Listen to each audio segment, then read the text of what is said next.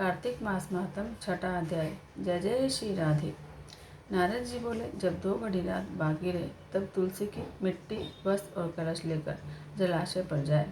कार्तिक में जहाँ कहीं भी प्रत्येक जलाशय के जल में स्नान करना चाहिए। गर्म जल की अपेक्षा ठंडे जल में स्नान करने से 10 गुना पुण्य होता है। उससे 100 गुना पुण्य भारी कुएं के जल में स्नान करने से होता है।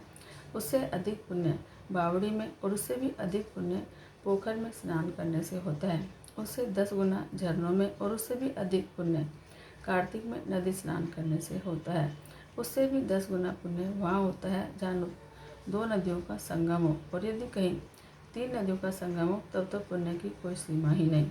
स्नान से पहले भगवान का ध्यान करके स्नान के लिए संकल्प करना चाहिए। फिर तीर्थ में उपस्थित देवताओं को अर्घ्य, आचमन आदि देना चाहिए। अर्घ्य मंत्र इस प्रकार है। हे कमलनाथ, आपको नमस्कार है। हे जलमेशाई भगवान, आपको नमस्कार है। हे ऋषिकेश, आपको नमस्कार है। मेरे दिए अर्घ्य को आप ग्रहण करें। बैकुंठ, प्रयाग और बद्रिकाश्रम में जहाँ कहीं भगवान विष्णु गए वहाँ उन्होंने 3 प्रकार से अपना पाँव रखा था। वहाँ पर ऋषि वेद यज्ञों सहित सभी देवता मेरी रक्षा करते रहे। हे जनार्दन, हे दामोदर, हे देवेश, आपको प्रसन्न करने के लिए मैं कार्तिक मास में विधि विधान से ब्रह्म मुहूर्त में स्नान कर रहा हूँ। आपकी कृपा से मेरे सभी पापों का नाश हो। हे प्रभु, कार्तिक मास में व्रत और विधिपूर्वक स्नान करने वाला मैं अर्घ्य देता हूँ।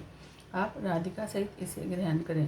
हे कृष्ण, हे बलशाली राक्षसों का संहार करने वाले भगवान, हे पापों का नाश करने वाले, कार्तिक मास में प्रतिदिन दिए हुए मेरे इस अर्घ्य द्वारा कार्तिक स्नान का व्रत करने वाला फल मुझे प्राप्त हो।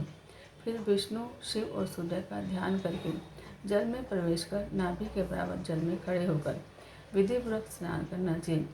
गृहस्थी को तिल और आंवले का चूर्ण लगाकर, विधवा स्त्री और यति को तुलसी की जड़ की मिट्टी लगाकर स्नान करना चाहिए।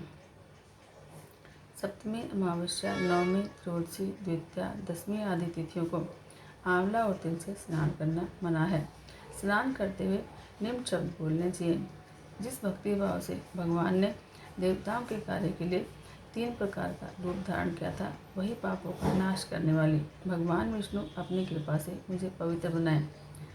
जो मनुष्य भगवान विष्णु की आज्ञा से कार्तिक व्रत करता है उसकी इंद्रादि सभी देवता रक्षा करते हैं, इसलिए वह मुझको पवित्र करें। बीजों, रहस्यों और यज्ञों से वेदों के मंत्र, कश्यप आदि ऋषि, इंद्र आदि देवता मुझे पवित्र करें। अदिति आदि सभी नारियाँ, यज्ञ, सिद्ध, सर्प और समस्त औषधियाँ और तीनों लोकों के पहाड़ मुझे पवित्र करें। इस प्रकार कहकर स्नान करने के बाद मनुष्य को हाथ में पवित्री धारण करके देवता, ऋषि, मनुष्यों और पितरों का विधिपूर्वक तर्पण करना चाहिए।